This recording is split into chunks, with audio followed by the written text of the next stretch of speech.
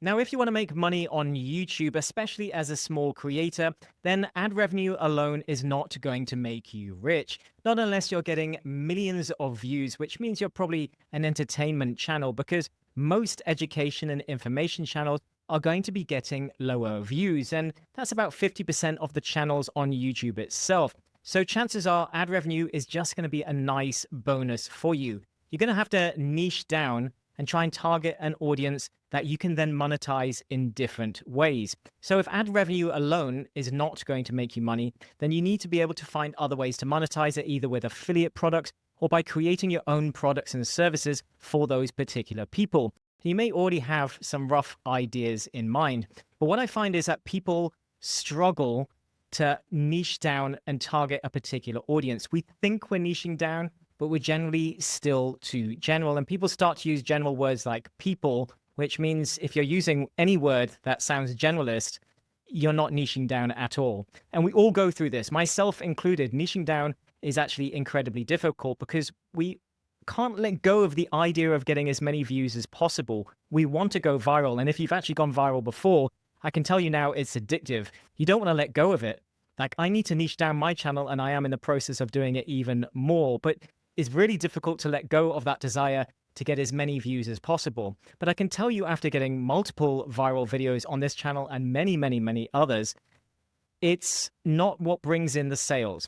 Like, I can have a viral video on this particular channel and it's not going to generate many sales. It'll make me some ad revenue, but to try and have a video go viral, maybe 1 in 10, if you're lucky, goes viral. That is no way to run a business. And for the amount of work that you put into creating all of these different videos, it's not going to be a good return on investment. And chances are it's going to be difficult to scale, because creating more videos doesn't necessarily mean that you're going to be guaranteed of getting more views. So we need to find ways to monetize that.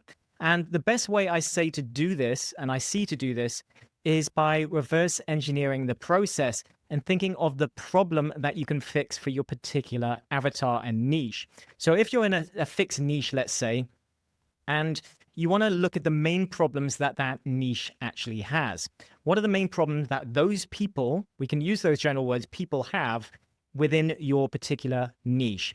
And then you want to pick one big one and focus on fixing that problem. So by fixing problems, you automatically select who you are serving. You automatically find your niche.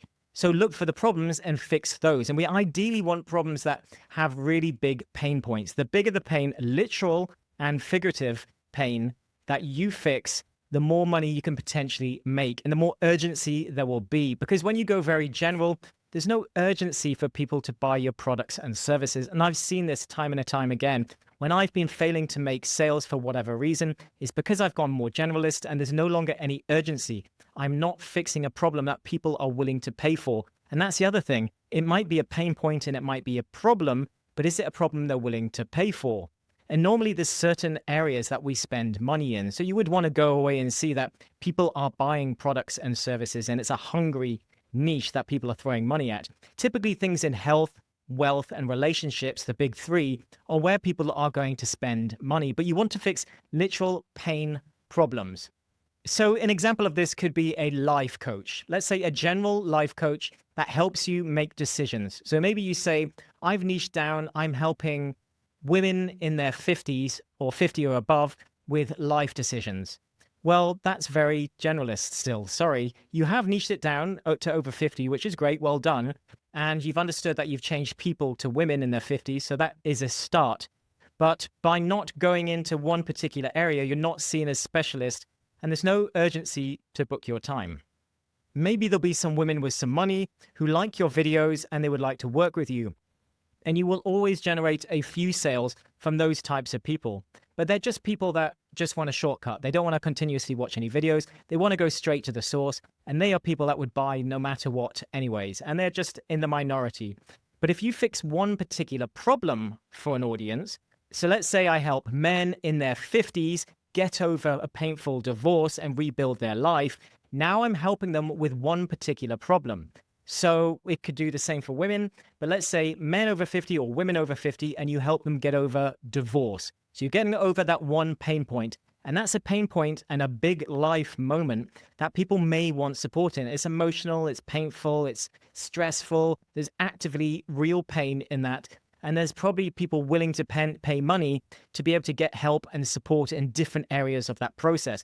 They're going to be paying for lawyers, but they may also need people to help them get back into shape after that, people how to get their mindset right again afterwards. They might want coaching through the process of someone that's been through it before, because there's lots of things that you don't know. So maybe you want someone to help you through that painful process. That makes you more specialist. It's still a large audience and large group of people, but you've become more of a specialist in that area, and you'll be able to tailor your videos, your content, and your products and services to that particular group and targeting the exact pain points and moments that they need to fix. So if you can focus on fixing one particular moment and one particular problem for an audience, then you're going to be doing much better. So again, we could also do, say, there's fitness people we often see getting them beach body ready, getting you summer body ready, or for women, perhaps helping them get into their wedding dress. So they want to lose a fixed amount of weight in a fixed period of time. There's a degree of urgency there. It's also a big life event that they automatically spend lots of money on. There's other big life events. It could be buying your own house, building a house. There are so many things once you start to look at it for your particular audience based on your skills and your niche that you could zero in on.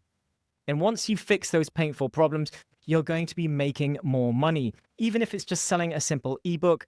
But you could actually do online courses, and you could actually sell your time one-on-one, which for most people is going to be the easiest way to get started, to start earning some money, even if you aren't even monetized yet. So actually going niche can make you more money in the long run, because if you only need $100 from 20 people, that's far easier than getting $2,000 worth of views, which could be hundreds of thousands of monthly views, which is a big jump up and a big ask. But from those $2,000, maybe you only need a few thousand of the right views to actually make that money. So if you want to make money on YouTube, then I would say that fixing a problem should be your first focus. So if you're looking to narrow down, look at your niche, find the big problems, and look to fix those. Now, if you want more help growing your profitable vlog on YouTube for your target audience, then I'll also link to our community in the video description. Otherwise, that's it for this one, and I'll see you in the next one.